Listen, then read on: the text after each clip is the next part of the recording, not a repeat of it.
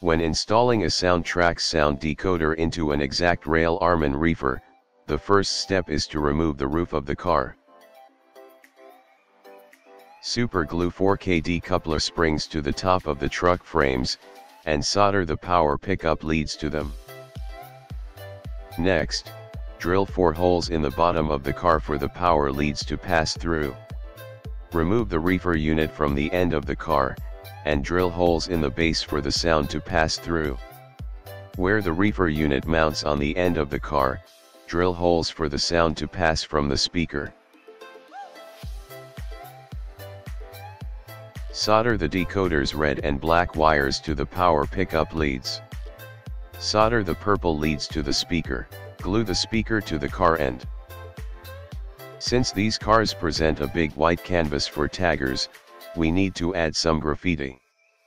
Because the graffiti on these cars usually covers the reporting marks, I updated their position.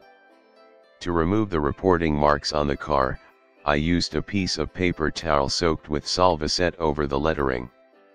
Let this soak for 5 to 10 minutes, then using a toothpick, gently rub the lettering and they will start to dissolve. Repeat as necessary, and gently wipe the area with water and tissue. All the lettering will be gone, leaving the paint unharmed. The reporting marks were decaled on the upper quadrant of the car, as per prototype. Blair line decals were used for the basic graffiti on this car. After the decals dried, I enhanced the decals by filling in the blank areas using acrylic paints. I also added some more tags using the same technique with the acrylics.